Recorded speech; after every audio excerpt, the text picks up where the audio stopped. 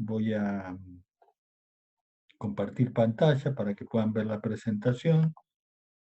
Vamos a ver si aprendí de todo lo que me enseñaron la otra vez.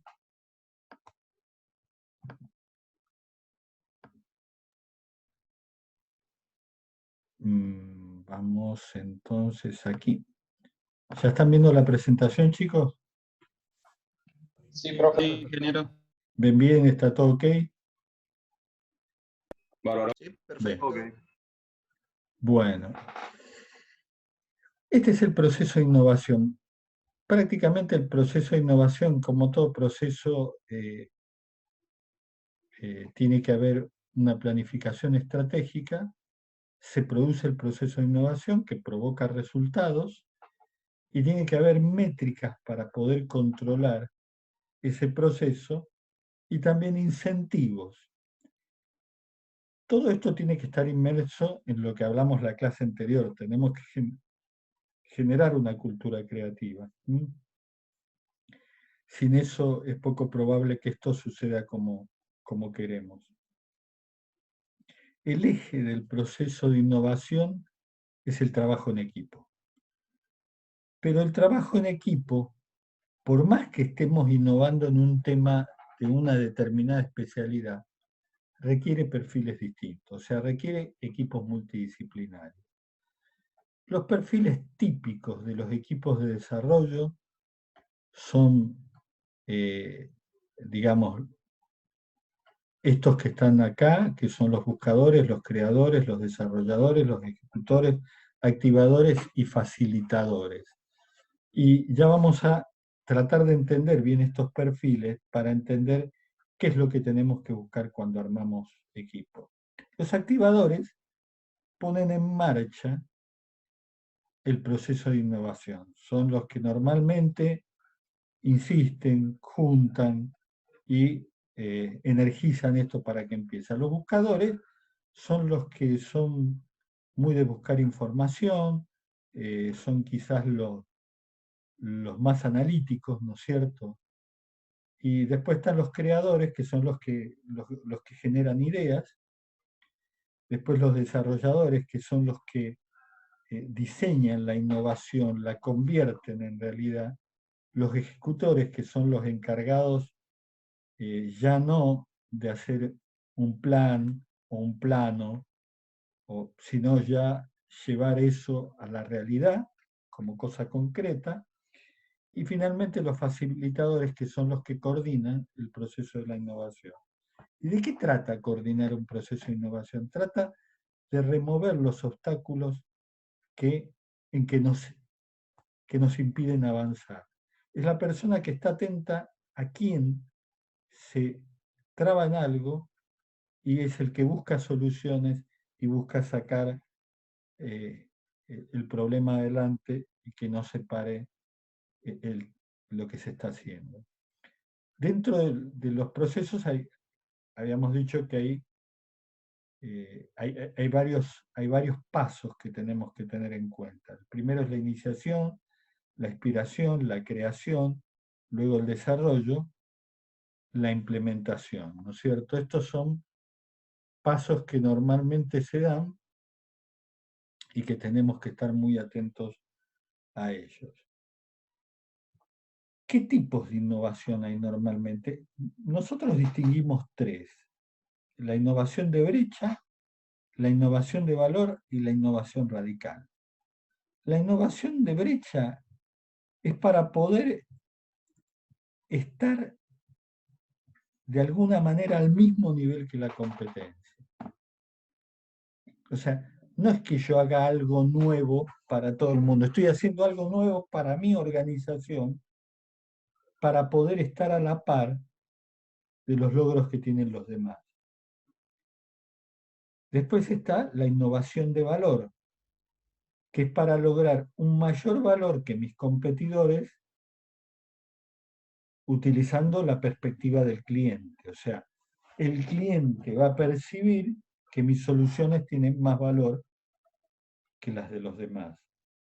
Y después tenemos también la innovación radical, que supone un cambio disruptivo. Hay un antes, o sea, y una ahora, supone un cambio absoluto, a veces con un producto totalmente nuevo que no se ha visto nunca antes.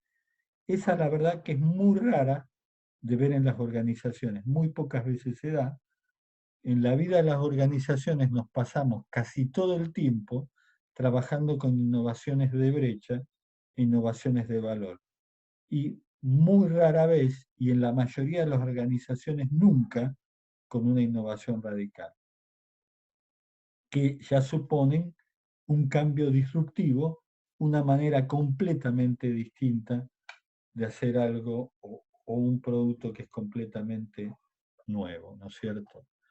¿Dónde se produce la innovación? Acá esta es una de las cosas que yo noto que los ingenieros a veces tenemos dificultades y pensamos que digamos, las innovaciones están profundamente asociadas a los productos y a los procesos. Y la verdad que la experiencia no me demuestra eso, me demuestra algo mucho más amplio. Es decir, yo puedo innovar en el modelo de negocio, puedo hasta generar un modelo de negocio que no existía. Puedo generar en productos, ¿sí? Puedo generar en los procesos, en tener procesos distintos, innovadores. Puedo innovar en los impactos que produzco con mis procesos. O puedo innovar incluso en el mercado, incluyendo segmentos que no estaban en la demanda. Y uno buscándole la vuelta al producto, quizás ese producto comienza a ser accesible para segmentos que no tenían acceso a esos productos. Después,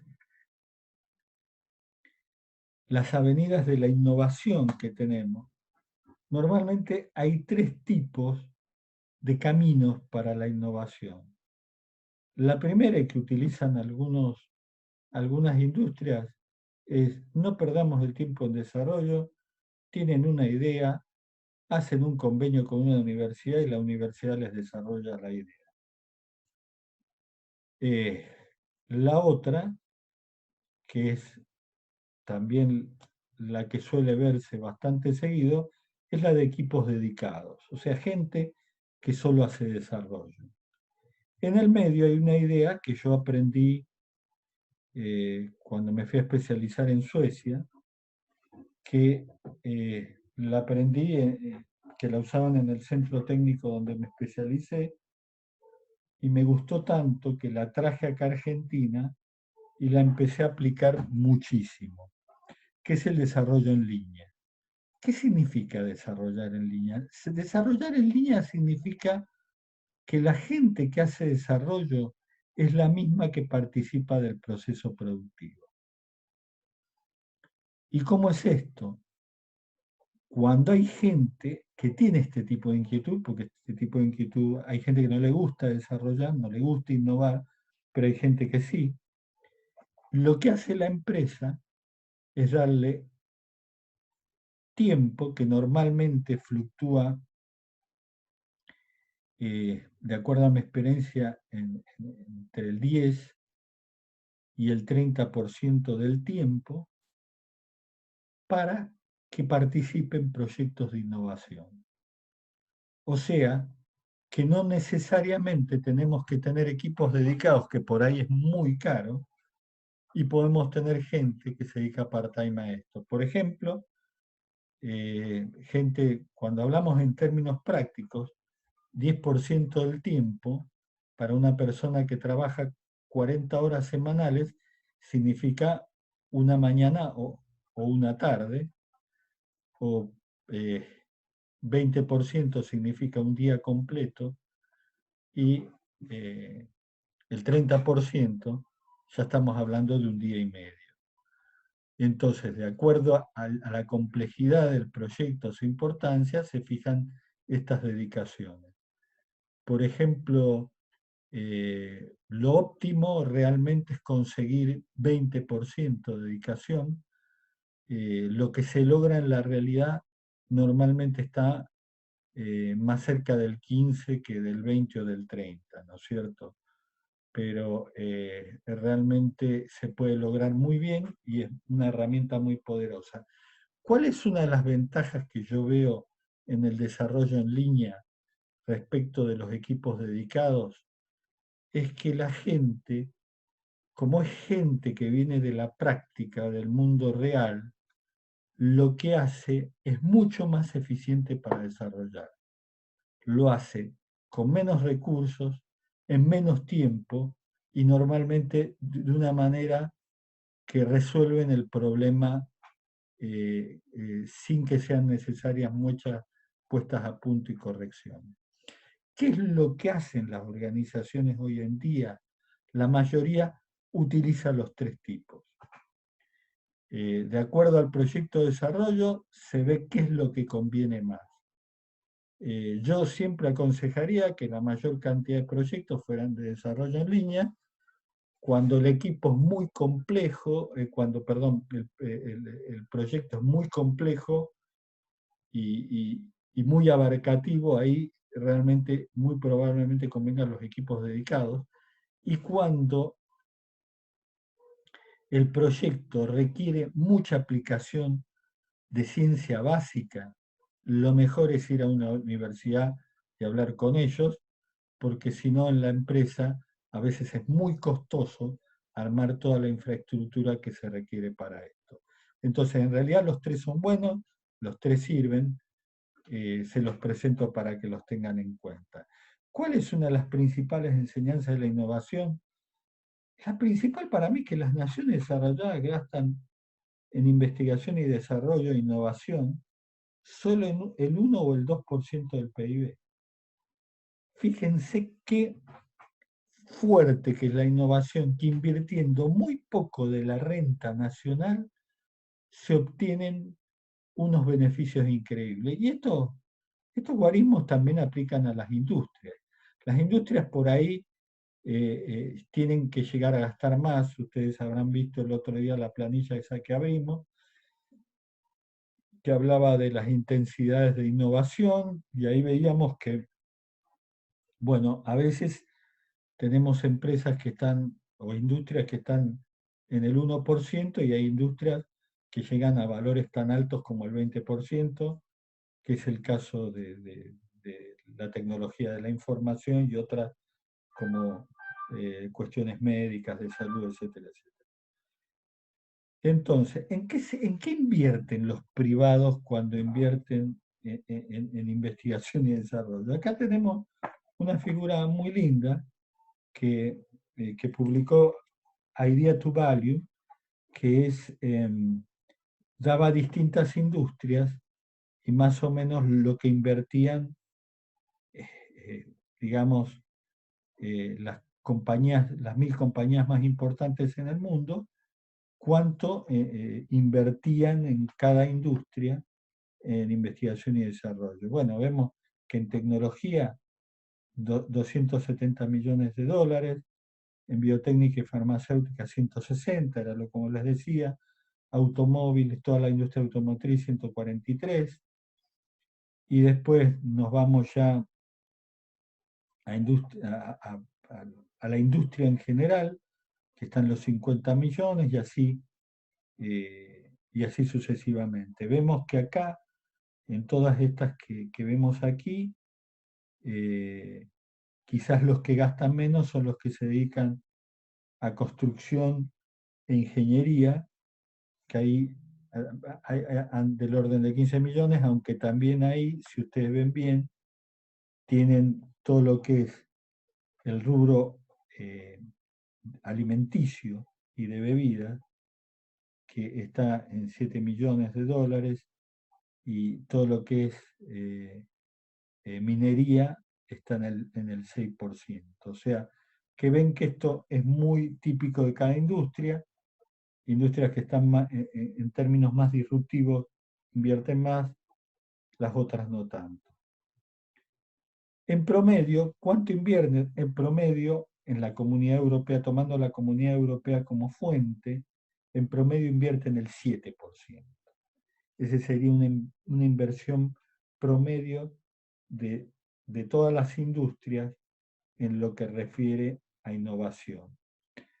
Una de las cosas muy importantes cuando innovamos es escapar de las grandes organizaciones. Fíjense esa foto que ustedes están viendo. ¿Qué le ven de particular?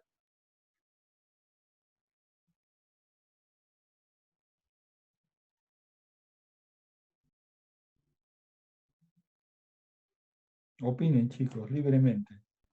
Está lleno de personas muertas, pareciera, de cadáveres.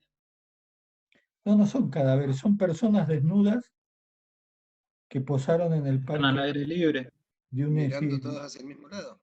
de New York porque se enteraron que venía un fotógrafo, su arte está basado en fotografiar cuerpos desnudos en contacto con los distintos ambientes. Y toda esa gente que ven ahí fue voluntaria.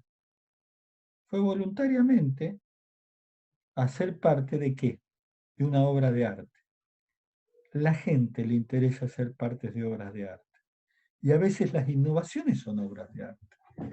Y por eso no hay que armar la gran organización, el super laboratorio. No, hay que poner buenas ideas adelante, que eso es lo que motiva a la gente a trabajar y a ser parte de. Por eso hay que preferir la informalidad, los talleres y laboratorios pequeños y un personal altísimamente motivado. Le tiene que gustar el desarrollo, se tiene que apasionar con ello. Y eso es lo que hace que las cosas funcionen bien. El desarrollo en línea, ya vimos, ¿no es cierto?, el concepto. La verdad que yo he estado a cargo durante muchos años de toda la parte de investigación y desarrollo,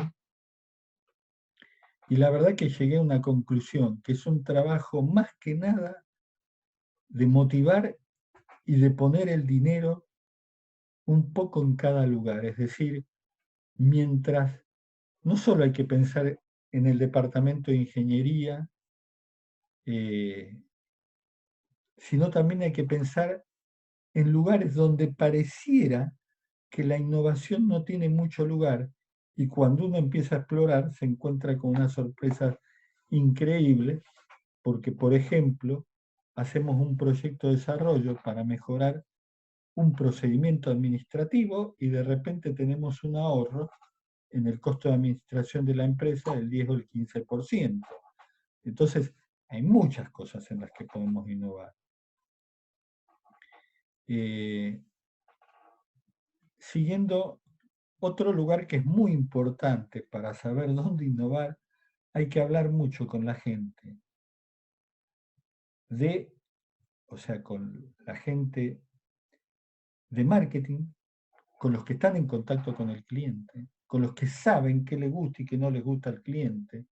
Y también hay que tener mucho contacto con la gente postventa, porque la gente postventa enseguida te saca la ficha de dónde los productos están fallando, dónde no andan bien. Entonces, siempre antes de hacer un plan de innovación, hay que hablar con la gente que está en contacto con el cliente, ya sea porque venden, hacen marketing o hacen postventa.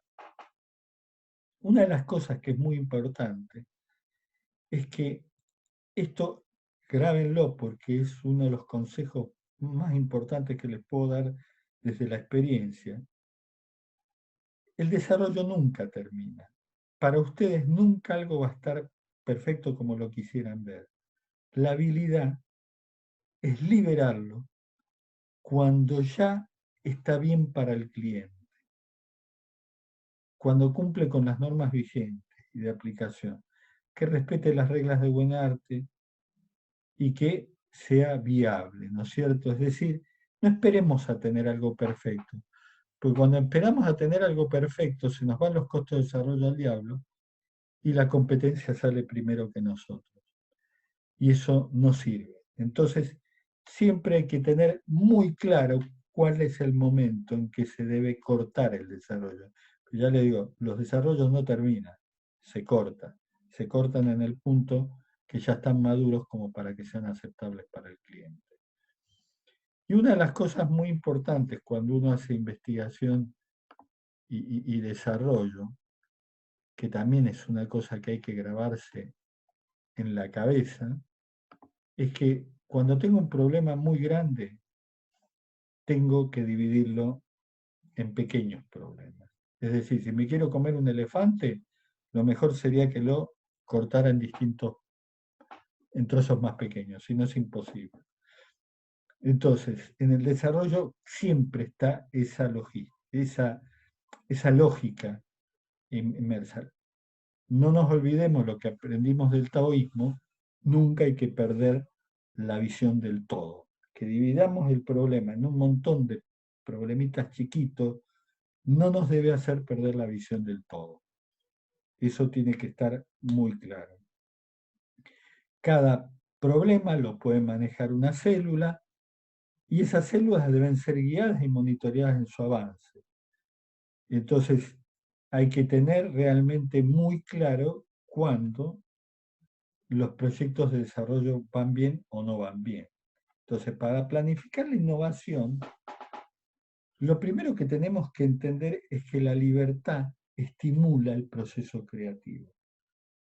Siempre hay que dar bastante libertad. Pero, claro, cuando planificamos, también tenemos que estar muy claros en que lo que estamos haciendo está alineado con la estrategia corporativa. Siempre tenemos que entender muy bien qué es lo que quiere la empresa antes de hacer un plan de desarrollo y asignar los recursos para las iniciativas de desarrollo. Entonces, se genera una plataforma, se genera una estrategia, hay un diagnóstico que normalmente surge cuando hacemos el análisis de valor y se fijan los objetivos de la innovación. El plan de innovación, ahí como lo decíamos, puede llegar a ocupar hasta el 18% de la facturación anual de una empresa. Fíjense qué importante que es esto. Si bien hay empresas que con el 1% les alcanza, hay muchas que llegan a valores del 18% y el promedio está en el 7%. ¿Y por qué se gasta ese dinero? ¿Por qué se mete tanto dinero en investigación y desarrollo? Porque si no, la empresa no tiene futuro. El que no gasta en desarrollo hoy, tarde o temprano queda desplazado al mercado. Y esta es una realidad, sobre todo cuando empiezan a aterrizar empresas que no son argentinas.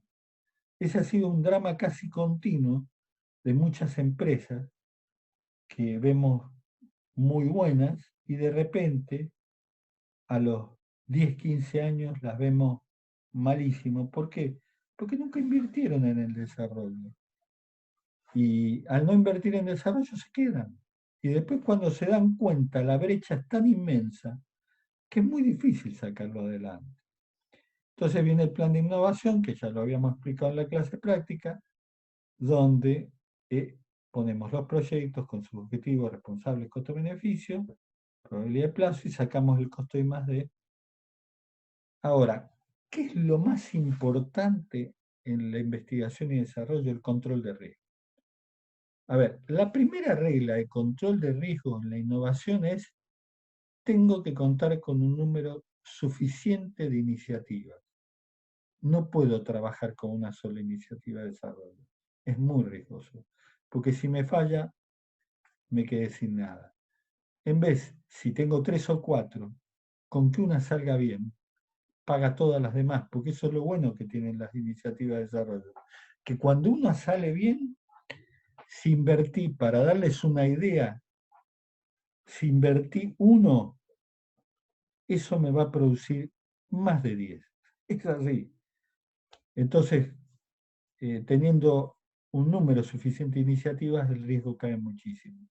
Otra de las cosas que es muy importante no es armar el plan de desarrollo, dar las responsabilidades y al año controlar. No. Esto requiere control periódico muy insistentemente. Primero porque eso estimula a la gente. cuando no le damos bolilla, la gente se siente que lo que hace no es importante. Y segundo, porque lo más importante de las iniciativas de desarrollo es abandonarlas rápidamente cuando vemos que no conducen a nada. Entonces, después vamos a ver cómo se puede intuitivamente mirar eso. Y después tenemos que contar con etapas de validación para corregir a tiempo los problemas. Esto es importantísimo. ¿Y saben por qué les digo? Pues yo he visto empresas llegar a la quiebra por olvidarse de esto. Es como que por ahí tienen amnesia del método científico y no se dan cuenta que uno no puede largar algo a la calle que no se probó completamente. Acá, estas dos cadenas, la de arriba pertenece a los bienes y la segunda a los servicios. Y este es un proceso que hay que verificarlo siempre. Se hace una concepción, se diseña, se hace un modelo físico, un prototipo, y se hacen todas las pruebas, y recién sale el producto. Y en el servicio se tiene un concepto, se configura, se hace una demo, una prueba real, y recién se valida el servicio. Y esto es importantísimo. No saben la cantidad de veces que he visto que esta puede ser, digamos, un grave problema para una empresa.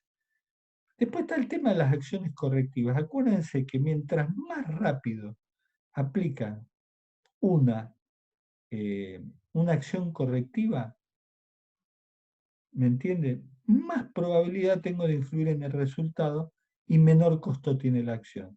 En vez si espero a poner la acción correctiva cuando ya se inició una fabricación en serie, estoy muerto. Porque no es lo mismo cambiarle una cosa al prototipo, aunque sea cara, que cambiarle lo mismo a una producción que ya tiene 10.000 unidades. Y después, ¿cuándo hay que desistir de una iniciativa?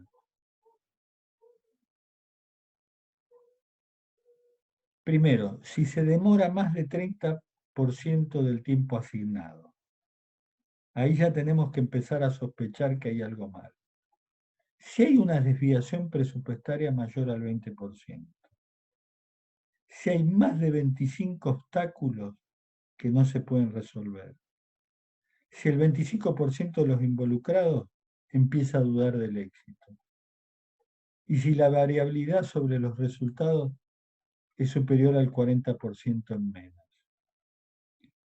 Estos son criterios que se han logrado con muchos y muchos proyectos de desarrollo. Yo a lo largo de mi vida he estado involucrado y dirigiendo, miren, cientos de proyectos de desarrollo. Entonces uno va generando este tipo de sensaciones y después las va demostrando con la utilización de la estadística. Son reglas muy fáciles, ténganlas en cuenta, es muy importante. Y después vienen las métricas, que las métricas son muy importantes, porque de alguna manera tenemos que medir la eficacia de lo que estamos haciendo. Pueden ser del tipo económica, ventas provenientes de la innovación, beneficios que provienen, ahorros provenientes de la innovación, el retorno sobre la inversión que se produce, en intensidad, por ejemplo, cantidad de patentes, número de iniciativas, número de marcas, número de ideas que producimos, números de proyectos, inversión en investigación y desarrollo, las de eficacia, como la tasa de éxito en los proyectos. Y ustedes me pueden preguntar, ¿cuál es una buena tasa de éxito en los proyectos de desarrollo? Superior al 50%. Si ustedes logran tener éxito en por lo menos un proyecto de por lo menos uno de cada dos, ya seguramente van a estar muy bien. En realidad a veces yo he tenido, por ejemplo, años en que he logrado tasas de éxito que, que fueron increíbles. Me acuerdo un año que logramos 80% de tasa de éxito, cosas así, pero no hay que asustarse si eso baja al 50%, porque igual con el 50% de acierto van a ganar mucho dinero. Después, inversión media por proyecto, inversión media por proyecto exitoso, gasto promedio en proyectos rechazados. Estas son ideas de métrica que pueden utilizar para medir si algún día les toca hacer esto. Después, respecto de cultura, porcentaje de empleados que aportan ideas, porcentaje de empleados que analizan ideas, relación de ideas por empleado y por año, porcentaje dedicado de tiempo a la innovación, esto es muy importante, número de departamentos que innovan y propensión al riesgo que detectamos. Después, en cuanto a los incentivos, es muy importante en el desarrollo colocar buenas zanahorias. Esas herramientas para motivar el talento humano hacia la innovación, que son muy importantes,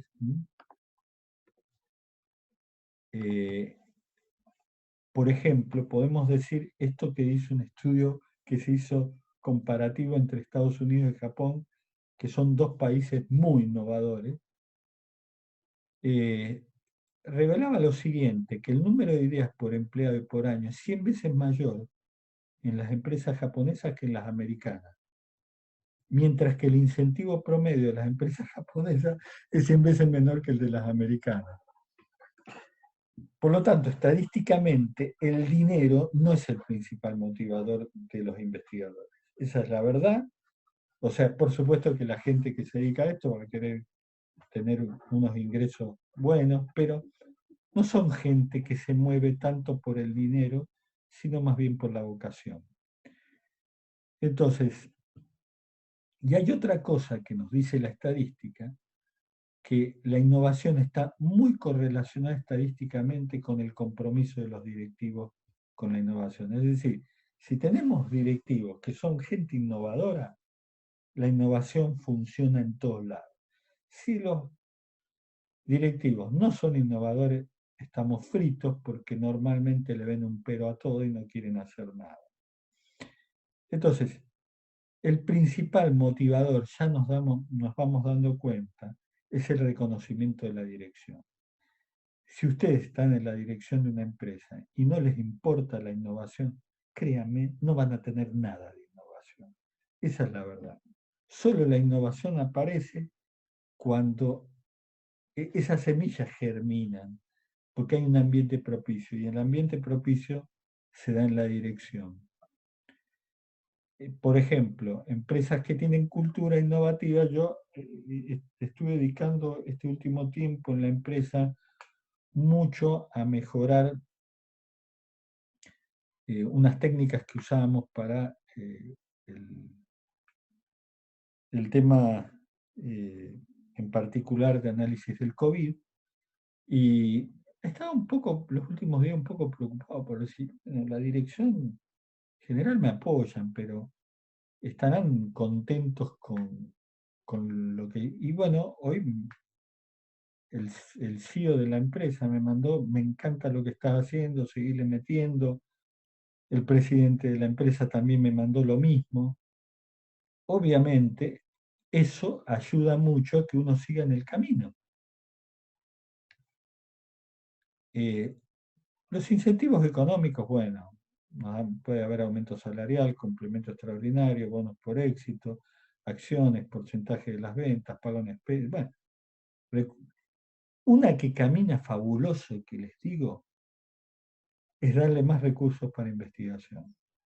Al que lidera un buen proyecto, lo saca adelante, hay que darle más dinero y eso a él lo va a enloquecer. Porque eso es lo que le gusta hacer y va a pasarse la mayor parte del tiempo haciendo lo que le gusta hacer. Los intangibles, el reconocimiento público, el acceso a beneficios y tiempo. Hoy se valora mucho el tiempo.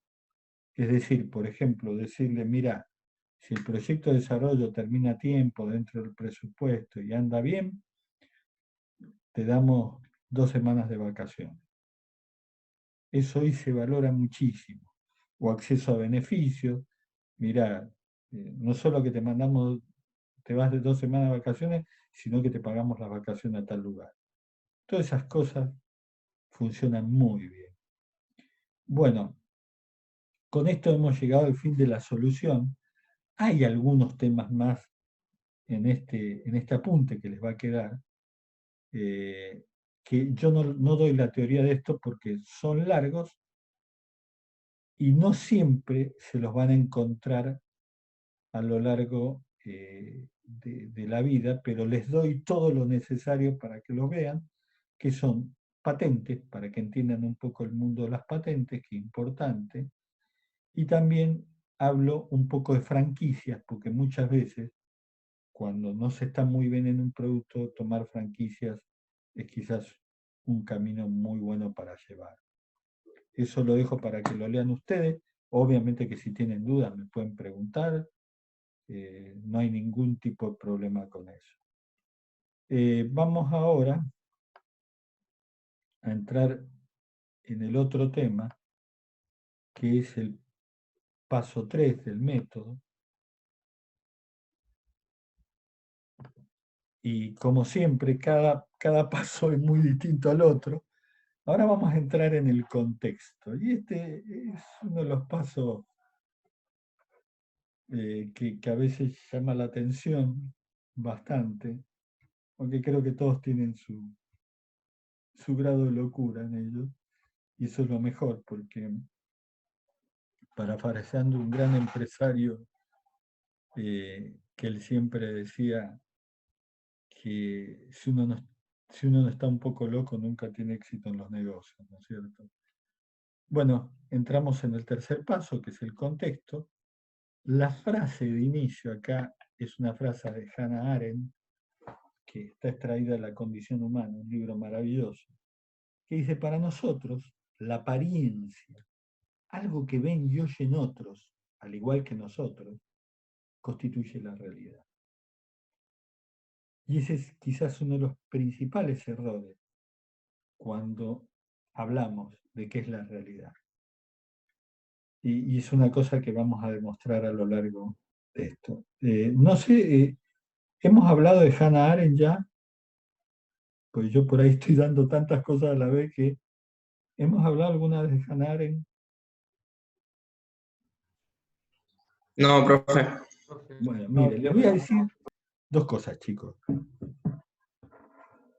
Hay dos filósofos, mujeres, que son, para mí, muy relevantes. Y vivieron en el mismo tiempo. Y ellas son Hannah Arendt y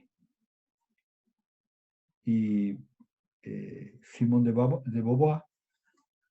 Y ambas tienen una historia muy particular. Primero, porque Hannah Arendt era alumna de Heidegger. Y obviamente parece que sintieron una gran atracción, de hecho eran amantes. Y ustedes saben que cuando empezó a florecer el nazismo, Heidegger tuvo una intervención muy activa en el nazismo. El tema que Hannah Arendt era judía. Felizmente pudo huir a tiempo de Alemania y salvar su vida, porque sin lugar a duda en filosofía como sustento de la política yo no he leído nada mejor que ella, es lo mejor que hay. Y después, ustedes saben, con la otra filósofa que era francesa, tenía un matrimonio morganático con Jean-Paul Sartre. Y ambos habían sido alumnos de Heidegger también, a pesar de ser franceses porque habían estudiado en Alemania. Esta gente fue muy importante para el pensamiento humano. Escribieron cosas maravillosas y felizmente Hannah pudo huir de Alemania y salvar su vida. Se fue a Estados Unidos, allá ejerció. Todavía se pueden encontrar en YouTube charlas de ella, se las recomiendo, una profundidad increíble. Ella en la posguerra, cuando vuelve a Alemania, vuelve porque tenía mucho miedo de que de alguna manera lo enjuiciaran a Heidegger, que era un gran filósofo y algo que nadie discute. Y una de las cosas que a ella le impresionó más, porque obviamente lo salvaron y pudo seguir adelante con su vida y todo, fue que no tenía el más mínimo trazo de arrepentimiento acerca de lo que había hecho el nazismo. Es una anécdota que me parece, siempre trato de hablar de los personajes que son los que crearon muchas de las ideas que manejamos, porque creo que es importante que eso nos cultiva a todos y nos ayuda a pensar mejor. En definitiva, todo viene de gente que son seres humanos, ninguno es un semidios ni nada parecido, son todos seres humanos con sus más y sus menos.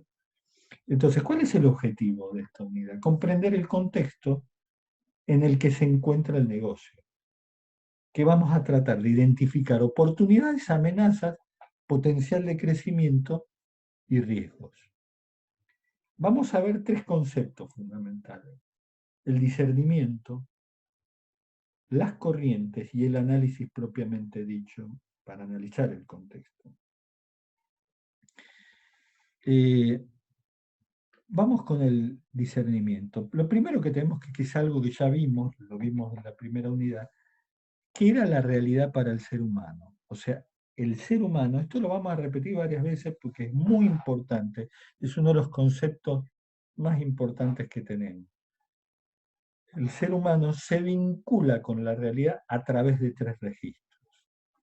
Los representamos con un nudo Borromeo, que es un nudo que tiene tres lazos. Si desatamos uno de ellos, se desatan los tres. O sea, no puedo tener un ser humano con un solo registro de la realidad. Siempre van a estar presentes los tres. Por un lado, tengo el registro de la realidad. Como la realidad no me gusta completamente, imagino cosas, esa tensión de brecha que existe entre lo real hace que imagine cosas, que es muy buena, y el registro simbólico, que es el registro de la comunicación, cómo hacemos que nuestras ideas se transmiten. Y también habíamos visto que existía un discurso sincrónico y un discurso diacrónico, es decir, el discurso sincrónico es lo que conscientemente quiero expresar, que va a tener, por supuesto, como me comunico simbólicamente, como tengo un registro real y un imaginario, va a tener las tres cosas. Y el discurso diacrónico, que es el discurso del otro, o sea, del inconsciente, que realmente, normalmente, no tiene capacidad de imaginar ni de mentir. Entonces, es el que más se aproxima a la realidad. Y si bien tiene su simbolismo y tiene su grado de imaginación, pero está mucho más compenetrado en lo real que el discurso sincrónico. Por eso, si ustedes quieren saber lo que realmente dice un político, escuchen sus silencios, escuchen sus lapsus, escuchen sus bromas. Y ahí van a entender realmente dónde está la verdad de su discurso. Una adecuada comprensión de la realidad es fundamental para entender las oportunidades y amenazas que provienen del contexto. Por eso es tan importante discernir. Y discernir, pareciera que estuviéramos hablando, ¿qué me van a decir? Discernir entre lo real y lo imaginario. Miren, chicos, he visto tantas pruebas a lo largo de mi vida de que la gente, todos nosotros, no discernimos correctamente entre lo imaginario, lo real y lo simbólico, que es muy importante que entendamos cómo es este oficio de discernir. ¿Por qué es tan importante ver, por ejemplo, las oportunidades? Porque las oportunidades son el comienzo de una situación positiva en nuestra existencia. Y es muy traumático que pasen por nuestra vida sin que nos demos cuenta de ella. Y nos lo recriminamos mucho. Créanme que cuando han pasado los años y se ha perdido ciertas oportunidades, es algo que se recrimina. Es algo que no es agradable, ¿no es cierto? Y los griegos imaginaban a la oportunidad como una diosa, ¿no es cierto? ¿Alguien quiere abrir el micrófono y leer esta leyenda griega que es muy linda en voz alta y lo escuchamos todos? Por favor, alguien que abra el micrófono y lea.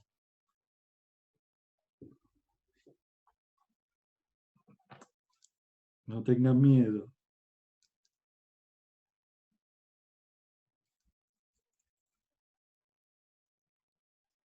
Vamos, alguien valiente que lea esto. Profe, ¿Quién es lo el leo valiente? yo si quieres. Dale, ¿cómo te llamas? Lucas Crespillo. Genial. Ya tenés el primer punto en la materia. Dale, Bueno, empiezo. dale. La diosa de la oportunidad. Hace muchísimos años dijeron los sabios que el tiempo era como la esfinge griega, mataba a los que no sabían interpretar el enigma de la vida. Y para indicar el tiempo que se ha desaprovechado no vuelve, los griegos tenían una estatua. Cierto viajero que miraba la estatua con curiosidad, notó que los ojos de mármol le miraban a él y le preguntó: ¿cómo te llamas? Me llamo Oportunidad. ¿Por qué estás sobre la punta de los pies? Para advertir que solo me detengo un momento. ¿Por qué tienes alas en la punta de los pies? Para advertir que paso rápidamente. ¿Por qué tienes el pelo tan largo sobre la frente? Para que los hombres puedan atraparme cuando me encuentren. ¿Por qué, entonces, tienes calva la nuca? Para manifestar que cuando he pasado ya no puedo volver. Dicen que aquel viajero, después del diálogo sostenido con la estatua de la diosa de la oportunidad, tuvo motivos de reflexión para el resto de su vida. Leyenda. Muchísimas gracias, Lucas. Creo que no hay mejor descripción de lo que es una oportunidad que esta.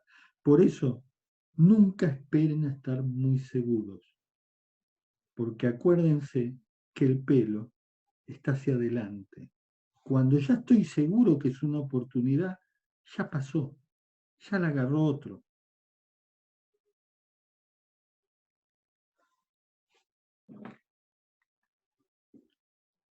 Y también es importante identificar las amenazas, porque también es algo vital y nos ayuda a que no nos sorprenda y a prevenirlas y morigerar sus efectos. ¿No?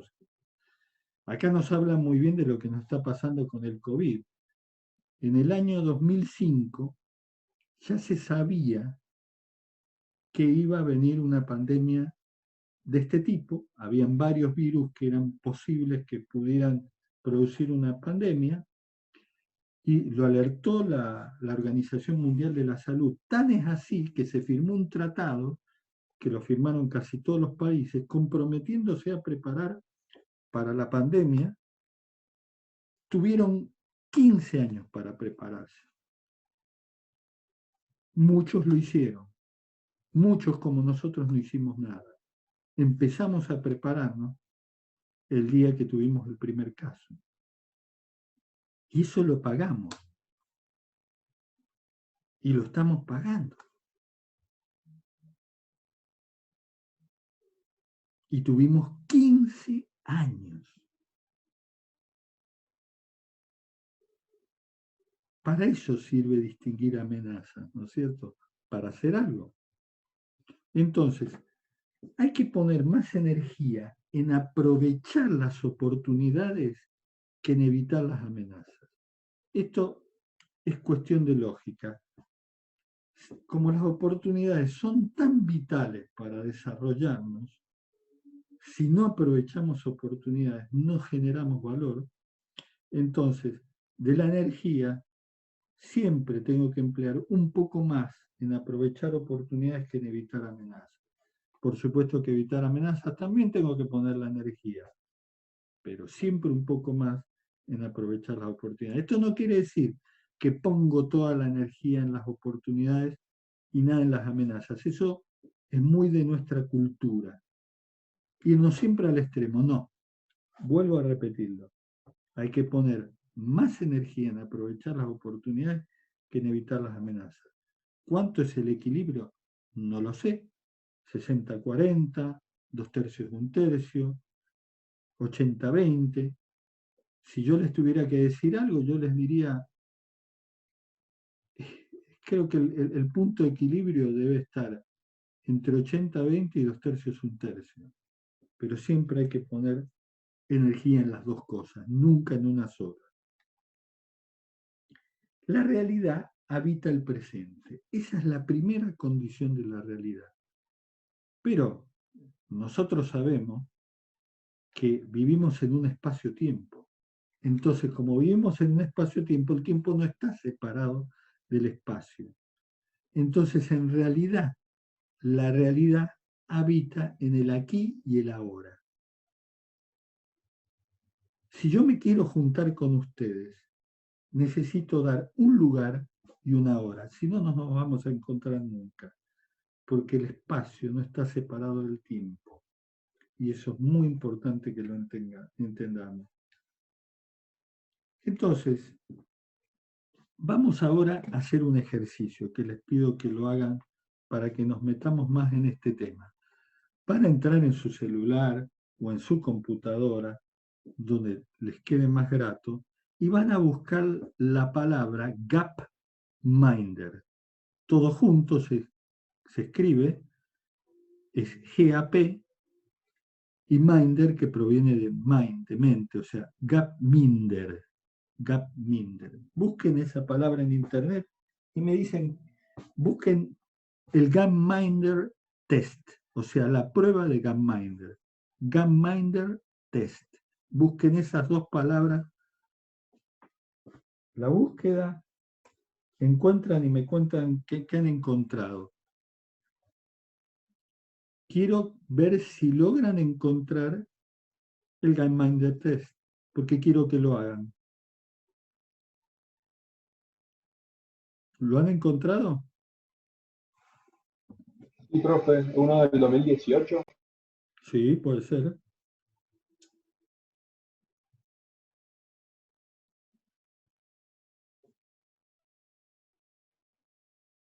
El Gapminder, van a ver, son preguntas y hay un triple choice. O sea, hay 3 alternativas de respuesta. ¿Los pueden ver? Sí, profe. Bueno, rápidamente pongan y llenen las alternativas. Y después se van a autoevaluar con eso sin comentarme a mí cómo salió el resultado. Son muchas preguntas, ya no recuerdo cuántas eran. Son 13, profe. Exactamente, 13 dice, profe. Bueno, háganlo.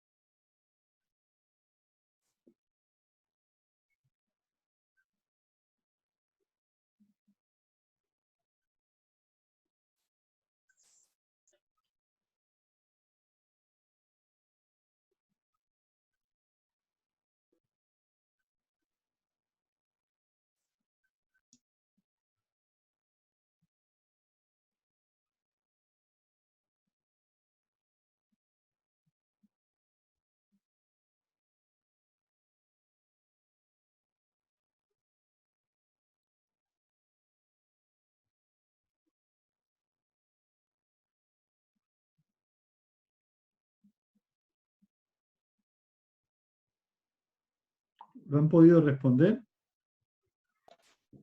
Profe, voy por la mitad yo. Sí, estamos en eso. Estamos en eso, en la mitad. Bueno, cuando terminen me avisan. Bueno, dele.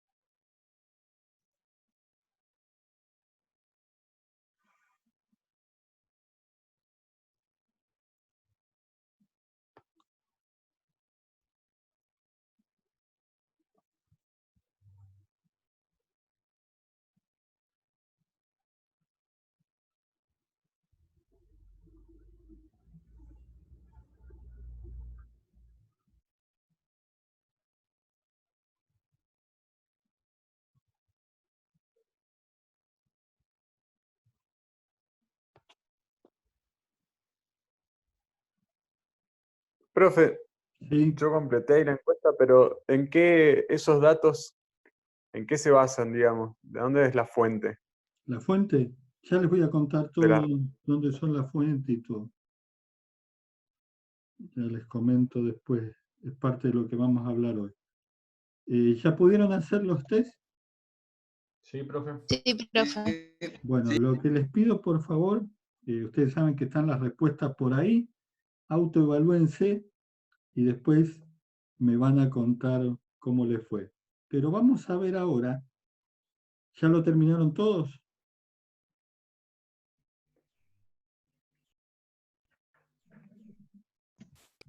No, profe, faltan las últimas. Sí, porque hay que hacerlo con lo primero que le viene a la mente a uno, ¿no es cierto? No hay que ponerse a estudiar nada, es un test para saber cuál es la impresión de ciertos temas de cada uno. Bueno, vamos a continuar con esta idea. Este es un experimento que inició Hans Rosling del Karolinska Institute de Suecia y lo inició para entender qué pasaba con el ser humano frente a determinadas cosas. Entonces, lo primero que notó es que este es un triple choice sobre datos de la situación actual del mundo. Y el grado de acierto promedio que tiene el Gapminder test es del 16%. Y es raro porque en un triple choice uno tendría que tener, o sea, si se lo diera un mono para que lo resuelva, va a tener el 3% de acierto, porque lo va a hacer a sentimiento. Pero el ser humano tiene la mitad en promedio de eso. ¿Por qué? Y normalmente el sesgo de la incorrección en las respuestas es porque vemos la situación en realidad más dramática de lo que es. La única forma que se logra mejorar los resultados es cuando lo llena gente que es analista o que está muy acostumbrado a manejar datos de la realidad, y ahí es donde el grado de acierto puede aumentar, pero es difícil que logren ya resultados muy, muy buenos. ¿Y por qué es esto? Esto es algo que nos debemos preguntar, y es porque el Homo sapiens, que somos nosotros, está adaptado para ser cazador y recolector. Por lo tanto, fíjense esa figura que está en el slide.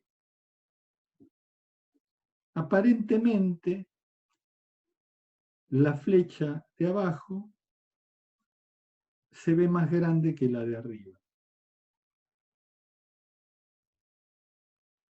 Y eso nos demuestra que nosotros tenemos bastantes dificultades para ver la realidad, porque en realidad ambas tienen la misma longitud. La mente, en general, está energizada por el instinto. Y este es un instinto que se programó para que fuéramos cazadores y recolectores, que era nuestra necesidad hace 70.000 años. Entonces, normalmente tenemos una percepción muy distorsionada porque está manejada por la palabra drama. ¿Qué significa drama? Que cuando uno está en contacto con la naturaleza, y no es la especie que domina la naturaleza, ustedes se imaginan que estuviera en la naturaleza, que el arma mejor que tienen es una piedra, y obviamente que hay varios animales que se los podrían comer sin ningún problema. Entonces, algo que funcionaba muy bien en el ser humano es que cuando veíamos un peligro, era huir rápidamente, gritar, advertir a los demás. Entonces, nos hicimos muy sensibles a las señales dramáticas. E instintivamente tenemos ciertas características que no podemos modificar. Por ejemplo, buscamos instintivamente 3 elementos en la comida: grasas, sal y azúcar. ¿Por qué? Porque nos ayudan a pasar más tiempo sin comida. Entonces, eso hace que seamos muy propensos a ese tipo. Por eso hay tanta gente con diabetes, porque no controlamos la ingesta de azúcar, o también el tema de la grasa, que bueno, los problemas cardiovasculares debido a la ingesta de grasa. O sea, por instinto, el instinto de conservación, prima el instinto de conservación en las condiciones normales, salvo que exista posibilidad de hacer una pareja. Entonces, el instinto que prevalece ahí, porque tiene más recompensa, es el instinto de preservación de la especie. Entonces, vemos que seguimos siendo seres con una profunda base instintiva. Entonces, si el instinto tiene tanto peso, ¿cuál es el segundo control energético de la mente? Es el ego. Y nuestro ego ya habíamos visto que está programado por la familia, los educadores, la presión social y de los medios. Y el problema es que los que tienen más impacto en nuestra educación son nuestros padres. Y nuestros padres nos educan de acuerdo a su experiencia, que seguramente va a ser nuestro pasado.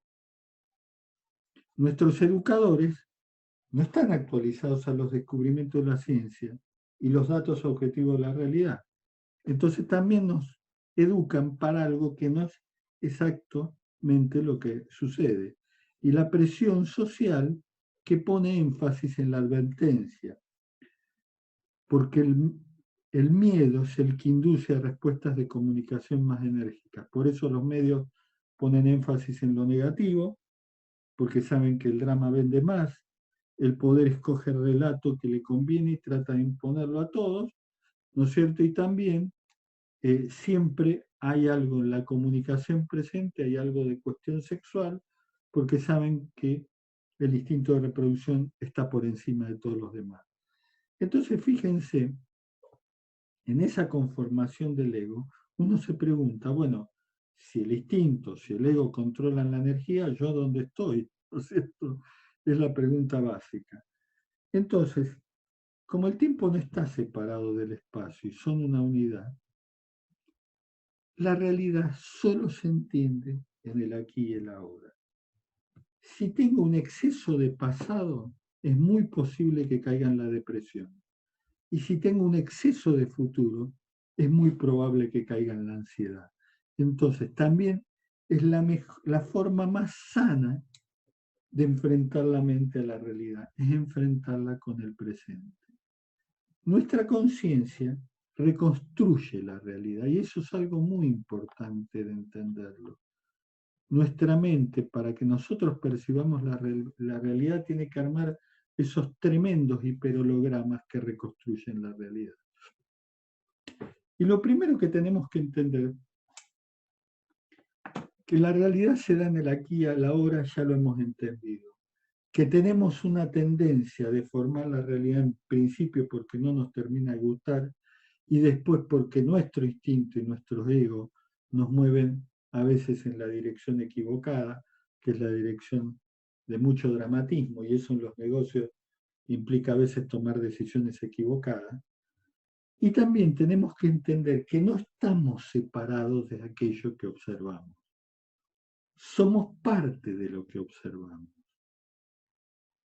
Porque toda la creación está hecha de los mismos elementos que constituyen todo. Cada quien difiere en el ordenamiento, en el producto final, en el propósito. Y las palabras que nos ayudan a ordenarnos también ayudan a que nos separemos. Pero la realidad es que estamos todos viviendo en un planeta que está viajando por el universo y que todos dependemos y estamos entremezclados en una gran interdependencia, en una red absolutamente integrada que nos une a nosotros con las otras especies, con los otros reinos, como el vegetal y el mineral, y está todo integrado en un sistema que funciona como tal. Por eso hay algo que es importante, que para entender la realidad tenemos que entender que no estamos separados de ella. ¿Cuáles son nuestros límites para percibir la realidad? Primero, los sentidos. Nuestros sentidos no son perfectos, ni tienen la agudeza que pueda percibir todas las ondas, ¿sí? Todas las partículas y todas las moléculas que deberían distinguir. O sea, tienen una sensibilidad que es acotada. Después, el segundo gran límite de nuestra percepción de la realidad es el tiempo, ¿no es cierto? Porque el tiempo, a ver, si yo quiero percibir la realidad y estoy pensando, me estoy acordando de que algo sucedió esta mañana, no estoy en el aquí y el ahora. Si estoy pensando y preocupado por lo que voy a hacer dentro de una semana, tampoco estoy aquí. Cada vez, para que lo vean con un ejemplo muy directo, supónganse que yo estoy a media cuadra de la parada del colectivo y de repente veo que el colectivo se va acercando a la parada y que yo caminando no voy a llegar a tiempo. ¿Qué hago? Me pongo a correr. Cuando me pongo a correr ya no estoy en el presente, ya estoy en el colectivo. Ya mi mente se siente parte de ese proyecto que es subirme al colectivo. Entonces, ese tema de esa relación entre la mente y el tiempo hace que muchas veces esté fuera de la realidad. Y el tercer límite que tengo para vincularme con la realidad es la totalidad. nos es imposible absorber toda la totalidad y entender todas las interrelaciones. Y eso también es un límite que tenemos para percibir la realidad. Además, fíjense que hay algunas cosas que nos impiden el contacto pleno con la realidad. Una de ellas es el ego. ¿Por qué? Porque el ego nos encierra en ese programa al que estamos adiestrados. El ego vive en el pasado, siempre vive en el pasado. También en el pensamiento es una traba para entender la realidad. ¿Por qué el pensamiento? Porque supónganse que yo pongo este objeto. Miren este objeto que tengo en la mano. Traten de mirarlo sin que su mente evoque la palabra. Es muy difícil observarlo sin pronunciar la palabra anteojos. Cuando pronuncio la palabra anteojos, traigo de la memoria, del registro de la memoria, todas las asociaciones que yo vinculo a un anteojo y dejo de ver el anteojo que les estoy mostrando. Es decir, que lo que hago es traer de la memoria todo lo que sé acerca de un anteojo y dejo de ver este anteojo en particular. Significa que si yo veo una flor y pronuncio la palabra rosa, ya dejé de ver la rosa que recién ha florecido en una primavera incipiente. Y están las defensas. ¿Y qué son las defensas? Las defensas es una formación del ego. Vamos a entender una de las funciones muy lindas que tiene el ego. Al ego le encanta evitar nuestro sufrimiento. Entonces, como no le gusta que suframos, cuando entiende que se está dando una situación que le recuerda una situación pasada de sufrimiento, va a tratar de evitarla. Lo que pasa es que a veces el ego guarda la clave de la situación de una manera equivocada. Vamos a poner un ejemplo para que entendamos todo esto, que es la parábola. No hay una ofensa en esto, lo van a comprender cuando lea la parábola, sino que se inspira en una canción de Sumo que se llamaba La rubia tarada, ¿no es cierto? Y la historia habla sobre un par de adolescentes, un chico y una chica, que se conocen en la época de la secundaria. Y como primer amor, que fue el primer amor de los dos, un enamoramiento increíble, como todos recordamos cómo son esos primeros amores, y cómo son los últimos también, ¿no es cierto? Entonces se enamoran, y un buen día, esta chica que era rubia, le dice, mira, preferiría que no siguiéramos juntos, o que lo hiciéramos como amigos, etcétera, etcétera. Bueno, se imaginan cómo quedó este chico, devastado, absolutamente devastado. Entonces, quedó sumergido en una depresión total, porque él sentía que la amaba y no podía vivir sin ella. Bueno, gracias a Dios, nosotros tenemos nuestra forma de recuperarnos de los golpes de la vida, y un día se levanta y dice, ahora entiendo por qué me dejó. Ahora realmente puedo entender por qué me dejó. Me dejó porque es rubia. Y todas las rubias son taradas. Claro, y se quedó reconforme. El ego encontró la explicación y, tras una defensa muy clara, no te acerques jamás a una rubia. Claro, un día pasó mucho tiempo y conoció a otra chica rubia, cosa que ya a él no le caía muy en gracia, ¿no es cierto? Pero al conocerla empezó a ver unas condiciones espectaculares en esa chica, pero era rubia. Entonces, él le hacía de todo, no la trataba bien, no le daba la importancia que tenía. Bueno, un desastre. Un día, caminando, se encuentra con la rubia de su amor, de la adolescencia. Y la ve, que estaba muy linda, ya más grande. Encima la ve y estaba embarazada y estaba radiante.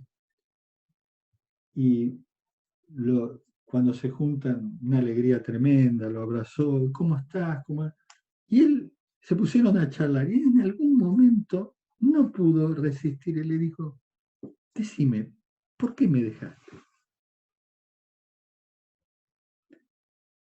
Y ella se sonrojó un poco y le dijo, yo te quería mucho, pero ¿viste lo que pasa con los chicos cuando tienen 14, 13 años?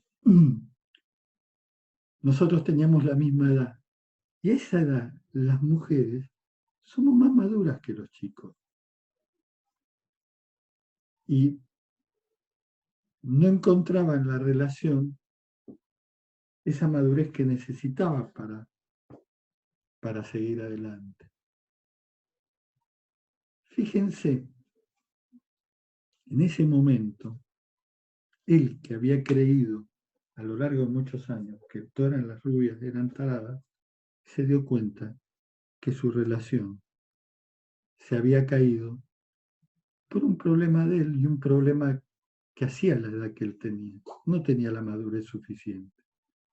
Pero como eso era muy doloroso, el ego prefirió guardar, que la razón quedara guardada en el inconsciente y que él tuviera otra cosa que no lo identificara como culpable. Y armó una defensa alrededor de la causa equivocada. ¿Quién quiere hacer alguna reflexión acerca de esto?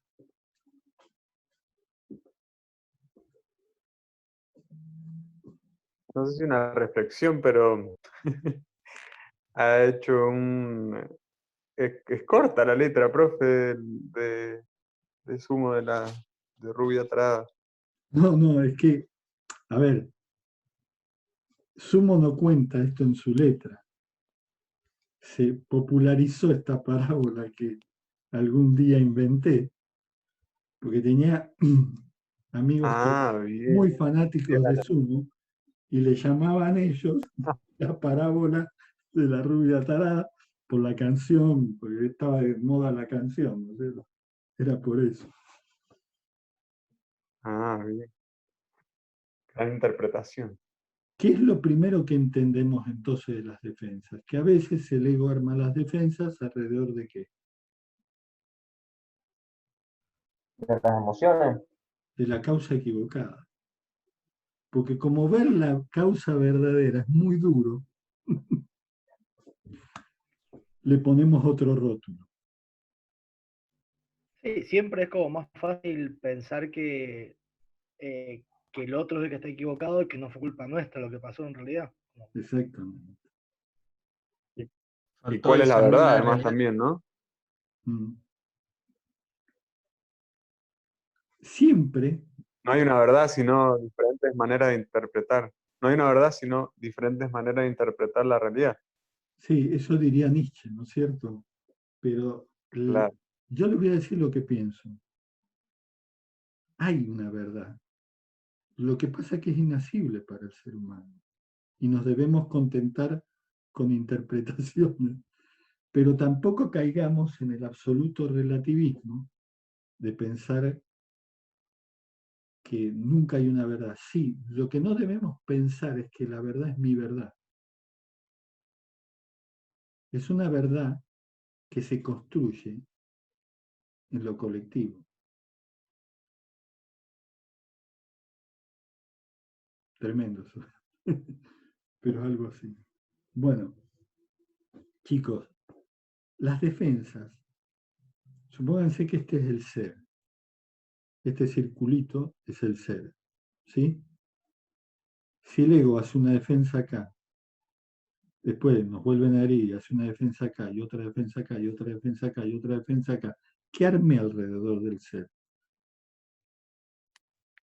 Un muro. Laberinto, un verdadero laberinto borgiano. ¿Y saben qué?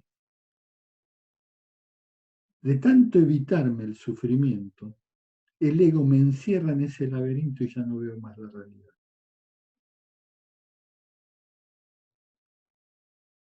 ¿Está claro el concepto?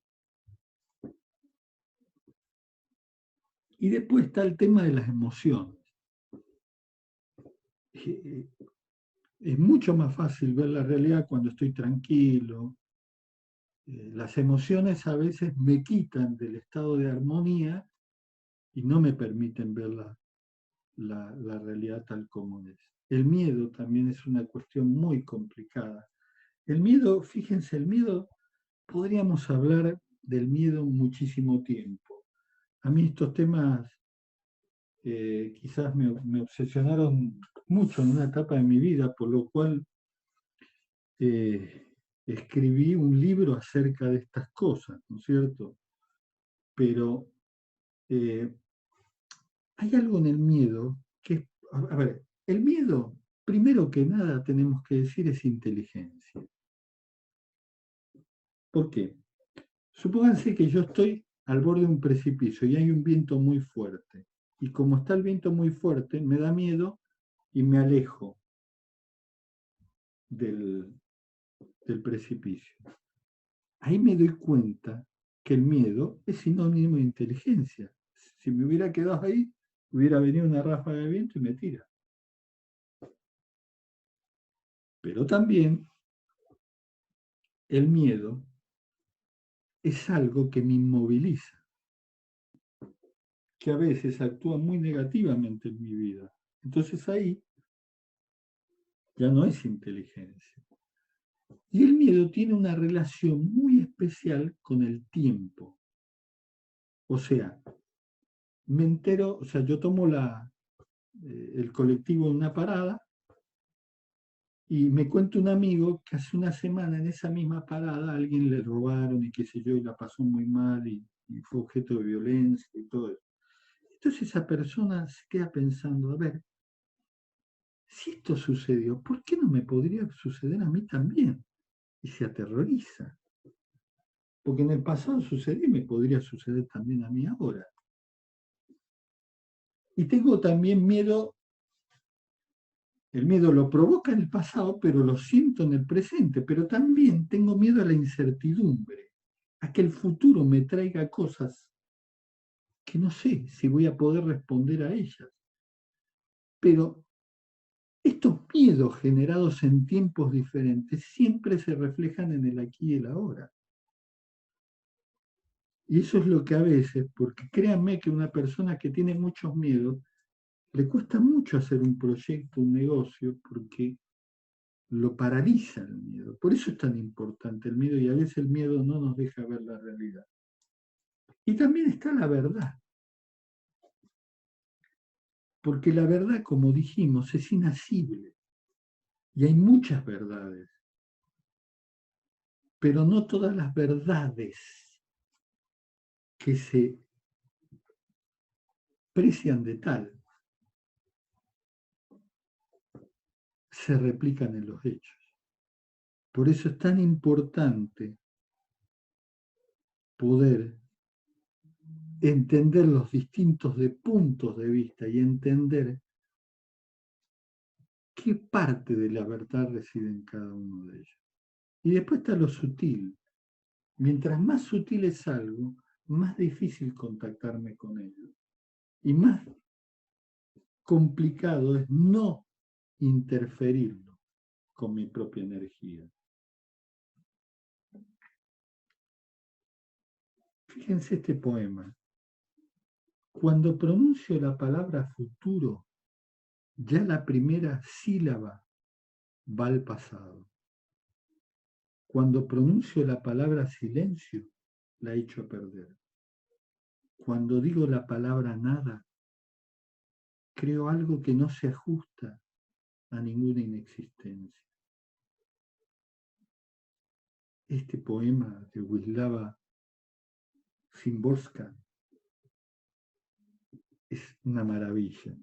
Nos está diciendo realmente el conflicto que hay entre la palabra y la realidad continuamente. La realidad no son las palabras. Entonces, ¿de qué se trata? Se trata de que seamos capaces de ver lo que es. Porque para detectar las necesidades y entender el contexto, debemos ser capaces de ver lo que es. Y esto es, se trata de observar sin que proyectemos nuestros pensamientos, juicios, conocimientos, recuerdos, miedos, fantasías, ideas, creencias, ideologías, estados de ánimo, porque si proyectamos eso, no podemos contactarnos con la realidad. Contemplar es la experiencia sensorial desde una mente que está vacía, que está quieta, que está inmóvil. ¿Y cuándo la mente está inmóvil? Cuando observo desde una mente que no piensa, porque cuando la mente piensa, interfiero la realidad y ya la dejo de observar. Entonces, aprender es permitir el ingreso de lo nuevo, y lo nuevo está en el instante que estamos viviendo, que es aquí y ahora. Y una copa es útil cuando está vacía y la mente es útil cuando se vacía. Entonces estamos invitados a contemplar, a hacer de la contemplación la base de del contacto con la realidad. Es decir, escuchemos sin pensar, miremos sin pensar, toquemos sin pensar.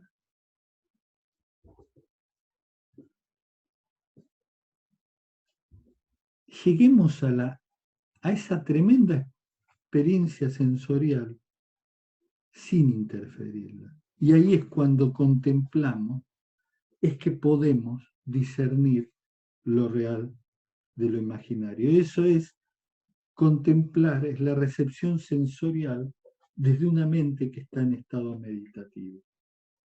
Y por eso la gente que es muy buena observadora es gente que puede vaciar su mente y concentrarse en lo que se observa sin interferir.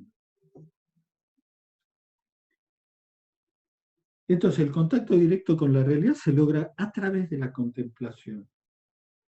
Y cada vez que nos contactamos con la realidad, cada vez lo hacemos menos desde la recepción directa y mucho más a través de los medios, del internet, de la computadora, de libros y de todos los dispositivos que hemos creado para observar la realidad. En la mayoría de ellos no vamos a experimentar lo que es, sino vamos a tener acceso a lo que otros seres interpretaron como realidad. Entonces, cuando leemos cosas, tenemos que también aprender a entender el sesgo y los filtros del que escribió, para poder sacar esos sesgos e interpretar la realidad de una manera correcta. Entonces, la realidad no es el resultado de un proceso que pretende reflejarlo, porque siempre está influenciado por la verdad que consagró el poder, por las creencias, por los prejuicios, por las ideologías, etc. Ahora vamos a analizar la paradoja del consenso. Y la paradoja del consenso es un concepto para mí tremendamente importante. ¿Se acuerdan de la teoría de conjuntos? ¿Sí?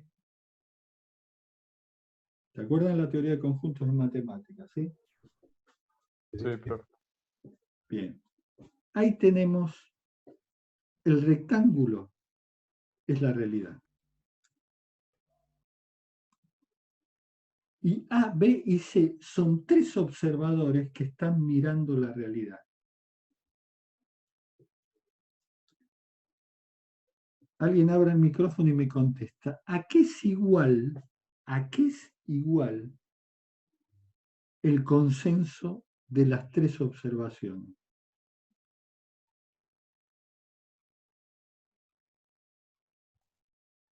A la pequeña área que forman A, B y C, la unión de A, B y C. La unión, Pequeña parte. o sea que es, no la unión, es la intersección de La intersección de las áreas. Claro, es ese pequeño triangulito que queda en el medio. Fíjense que los tres observadores tienen visiones con parte real y parte imaginaria. Ahora, en opinión de ustedes, ¿qué es lo que se acerca más a la realidad? ¿El consenso, que es la intersección de las tres, o la unión de las tres percepciones? La unión.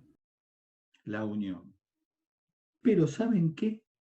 La mayoría de las veces los seres humanos nos quedamos simplemente con lo que tiene consenso. Y el consenso nos hace cada día más idiotas. Porque la realidad es que si nosotros armamos un buen equipo de gente, que tenemos características y singularidades distintas, y aprendemos con humildad a confiar en el otro, sabemos que el otro se puede equivocar, pero la unión de las tres visiones es mucho más poderosa que lo que vemos los tres. Entonces, la observación es mejor cuando surge de la diversidad. Y cuando se echa de la humildad y que podemos aceptar que el otro ve cosas que nosotros no vemos. Porque uno de los grandes problemas que tenemos cuando nos enfrentamos a la realidad, y sobre todo en este bendito país, es que no confiamos en el otro. Y al no confiar en el otro, siempre tenemos visiones restrictivas de la realidad. Las verdaderas visiones de la realidad se dan cuando formamos equipos en los que confiamos el uno en el otro. Supónganse un equipo de un proyecto. En un equipo de un proyecto, cuando lo vayan a implementar, va a haber un ingeniero, va a haber un contador, va a haber un abogado. ¿Qué otra cosa va a haber seguramente en ese?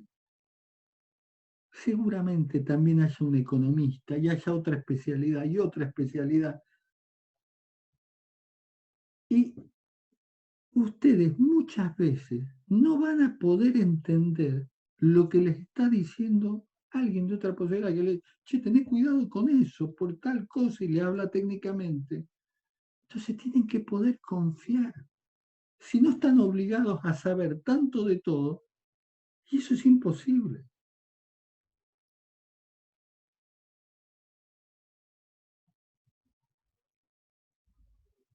Chicos, la verdadera forma de llegar a las mejores visiones de la realidad es en conjunto,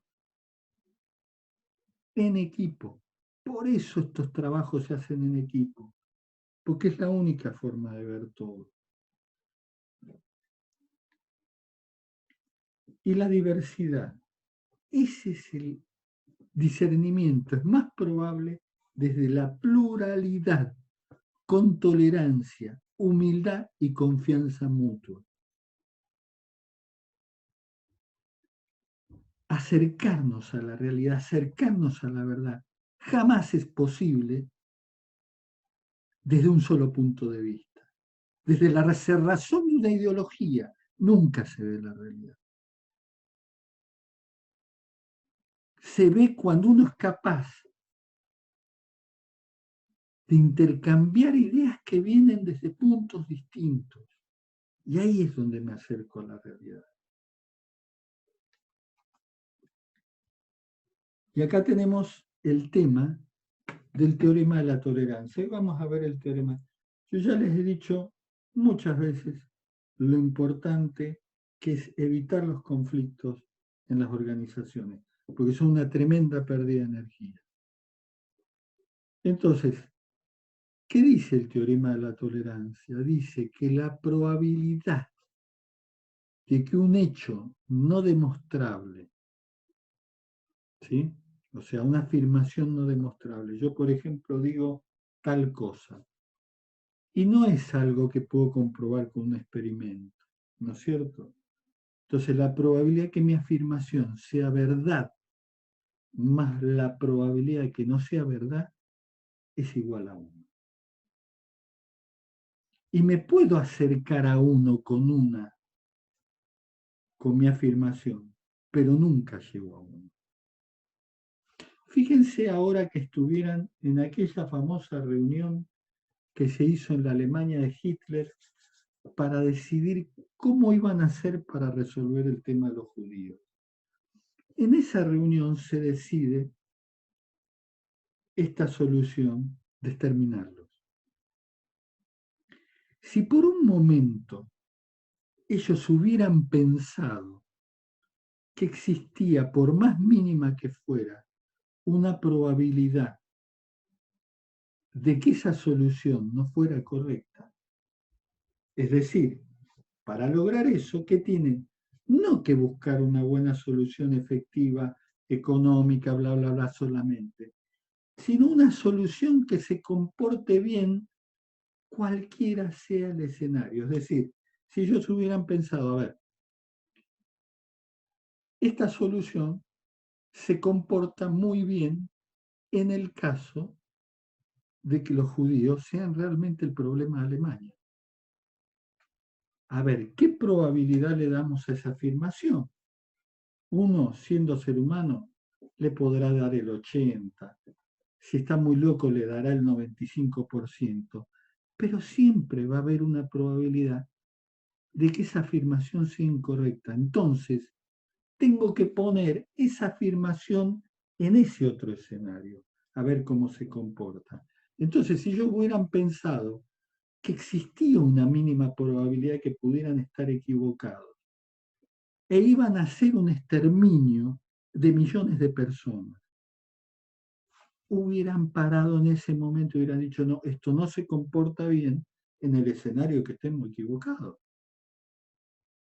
Y hubieran decidido otra cosa, no sé, echarlos del país, cualquier otra cosa que podría haber hecho daño, pero no el daño de sesgar la vida. Por eso siempre que discutamos hechos no demostrables, tenemos que aceptar que es probable que estemos equivocados y cómo se comportaría nuestra afirmación en el escenario que estemos equivocados. Y ese teorema de la tolerancia es tratar de que la elaboración en uno y otro escenario tenga un comportamiento adecuado. Entonces voy a optar por una idea que quizás no es la más eficiente, pero cualquiera sea el escenario en el cual se tenga que mover, va a dar un buen resultado. ¿Entendieron este concepto?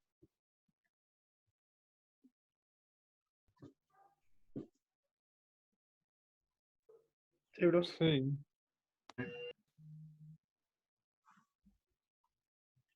Y después vamos a ver las propiedades de la realidad. Todo lo que sucede, ¿no es cierto?,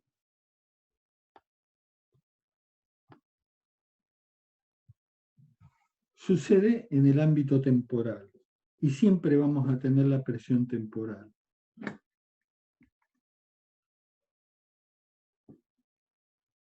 Porque siempre el tiempo nos apura, y más en los proyectos.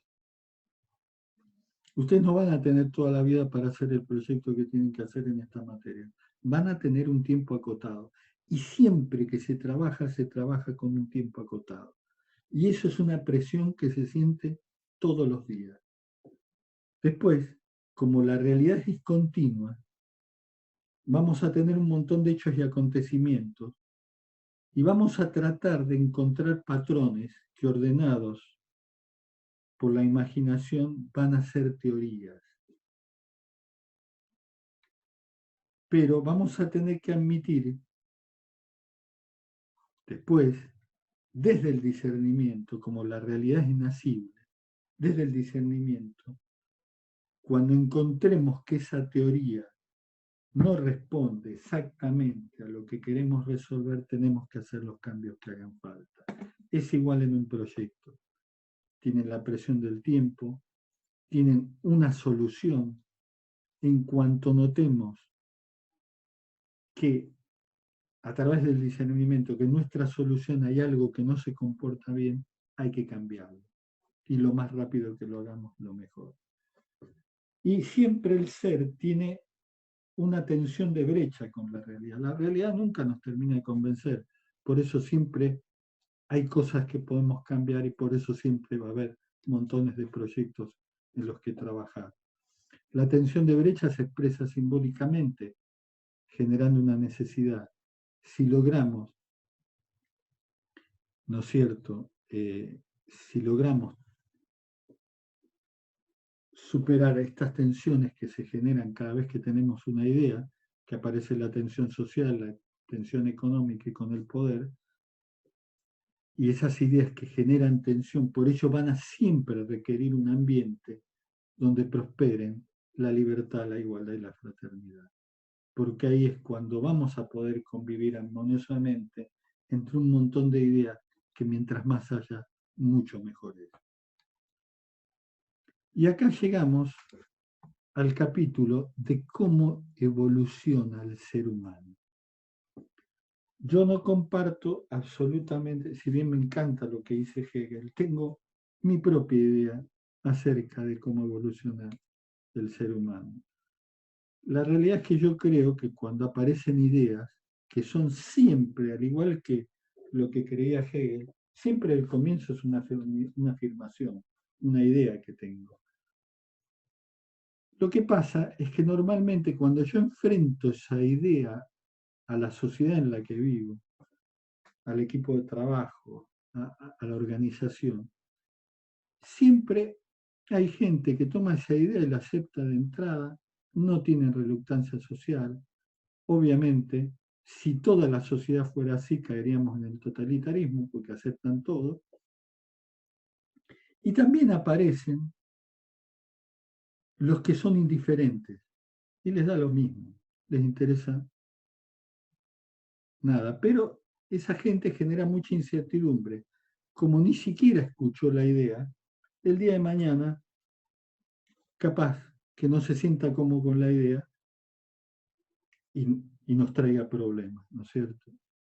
Y después están los que se resisten, los que no les gusta ningún tipo de idea, que tiene una alta reluctancia social y que lucha y que se resisten y que generan conflicto. Y esa gente siempre nos lleva a una pérdida de energía. Y está la porción de la sociedad que discute. Y esa es la que promueve que lleguemos a instancias superadoras a través de la dialéctica de. Y ahí es donde debemos comprender que el debate de las ideas tiene que ser un debate colaborativo. No puede ser un debate que sea a ver quién es el que gana. En las ideas jamás se gana. Siempre la idea se amplía, evoluciona, mejora con el aporte de los demás. Por eso tiene que haber de base una orientación al amor para poder asumir un debate colaborativo.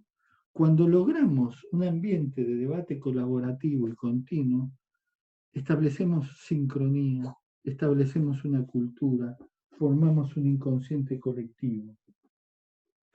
Fíjense, en ese triángulo, ¿quién me puede decir lo que dice ese triángulo? Mis queridos ingenieros. La ley de Ohm. La ley de Ohm. ¿Qué dice la ley de Ohm? A ver. La tensión es igual al producto de la corriente por la resistencia. Bueno, acá, la tensión, ¿qué tensión sería? Tensión social. La tensión social. La corriente, ¿cuál sería?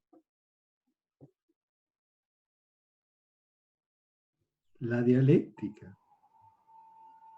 Empieza ese flujo de intercambio, de ideas.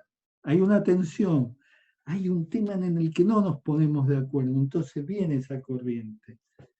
Y esa corriente se va a establecer tanto más fuerte cuanto menos sea la reluctancia social. Y esa reluctancia social tiene un óptimo, que es la dialéctica. Ni resistirme y salir a luchar y romper todo, ni aceptar sin hacer siquiera una pregunta. ¿Me entienden? Hay un equilibrio y las sociedades, las organizaciones, los equipos evolucionan si generan la reluctancia social justa, que no propende a la pérdida de energía, sino que se logra un intercambio saludable. ¿Entendieron cómo es este tema de la evolución? Sí, profe. Bueno, sigamos. Entonces, ¿qué estamos tratando de madurar? Y la maduración siempre es discontinua y asimétrica, no maduramos en todos los aspectos de la vida de igual manera. Entonces, pasamos de contemplar algo, de comenzar a manipularlo, a recibir la información, a reflexionar, a explorar, a experimentar, a aceptar, a desaprender las cosas como las hacíamos y a lograr la conciencia. Y ahí empezamos a establecer la diferencia.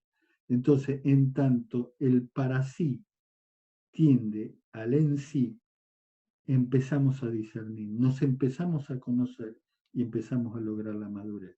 Entonces, hay que contemplar, hay que conectarse, hay que sincronizarse y lograr coincidencias significativas. Cuando un equipo de trabajo empieza a lograr coincidencias significativas, estamos en el momento para lograr cosas importantes. Entonces, nuestra realidad es que vivimos en un tecnosistema. Ese tecnosistema depende del ecosistema. Pero si la relación entre tecnosistema y ecosistema no se da en armonía, no vamos a lograr la sustentabilidad. Y las organizaciones del tecnosistema son el Poder Ejecutivo, el Legislativo, la justicia, la academia, los sindicatos, las ONG, el clero, los medios, el mercado, las empresas, y siempre hay una tremenda tensión política, y siempre las organizaciones del tecnosistema también están en una tensión ambiental porque requieren recursos de la tierra continuamente. Tenemos las ideologías que tratan de imponer su relato y sus símbolos, porque buscan llegar al poder porque el poder las legitima como verdad. Pero esa verdad, que no es la verdad, sino que es la ideología legitimada por el poder, siempre va a generar una tensión social, siempre va a haber gente que no va a estar de acuerdo. Y gracias a Dios que eso sucede, porque eso hace que no se convierta en verdad lo que necesariamente no lo es. Las consecuencias cuando nosotros estamos en una organización y metemos mucha presión de poder, lo que vamos a encontrar es autocensura, aceptación, y el espacio creativo se va a comprimir de tal manera que no vamos a generar nada innovativo. Si nosotros analizamos la verdad con respecto a la historia, y aquí quería llegar al concepto de la pregunta, el ser humano comenzó diciendo que Dios conoce la verdad y se la revela a una casta sacerdotal. Luego vino la verdad que es determinada por la razón del sujeto, Descartes. todo conocimiento empieza por la experiencia, pero no se reduce a la experiencia. Es lo que decía Kant. Después, Hegel dijo, lo verdadero es el absoluto, es el todo. Y la totalidad es lo falso, decía Adorno. Y no hay hechos, hay interpretaciones, como dijo alguien por allá, como lo decía Nietzsche. Y también la verdad es hija del poder, como nos lo decía Foucault. Y la realidad es la verdad. ¿Cómo observarla y simbolizarla sin que la modifiquemos?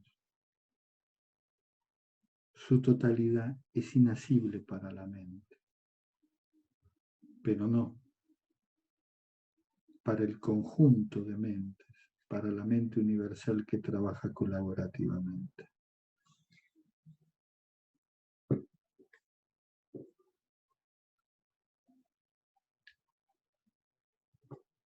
Con esto hemos terminado el discernimiento. Deberíamos entrar ahora en lo referente a las corrientes. Ya no nos queda mucho tiempo. Por lo tanto, vamos a dejar la corriente, el análisis lo vemos en la práctica de este tema. Vamos a entrar en las corrientes la próxima clase. Yo les agradezco mucho su presencia y les agradezco mucho su atención. Y los invito a que sigan en este viaje hacia convertir ideas en realidades. Muchísimas gracias. Hasta luego, profe. Muchas Gracias, profe. Buenas noches. Chao, profe. Gracias, Fin profe. de semana, profe. Buen fin de semana. Gracias, profe. Gracias. Un fin de semana para todos, chicos.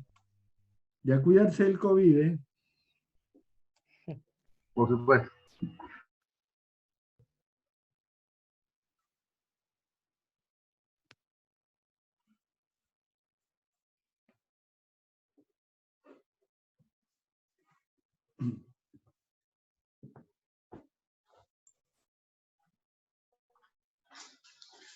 Profe, una consulta. Sí. No sé si a usted le puedo contar el caso práctico que hemos considerado, que hemos conseguido para hacer el proyecto, o ya lo hablo el martes con el otro profe. No, lo podés hablar, si acá están los otros profes también, así que no hay problema. Ah, no sé si se habían ido ya. No, era para charlar rápido, 2 minutos, y Sí, hablalo, ver hablalo, si no tengo está problema. orientado o no, acorde a lo que nos piden. Sí, sí. Espera. Los otros profes no nos hemos ido. Ah, pensé que se habían ido. Todos nos desconectamos rápido, ya es viernes y queremos hacer cosas. No. Lo conozco a Esteban. Pero bueno, No se va. estoy acá. Perfecto. Y Pablo también. Buenísimo, muchísimas gracias. Esperá que tengo que Ahí apagar. con mi grupo, Esperame un segundo que tengo no sé qué número de grupo soy. Sí, eso teníamos dudas. El grupo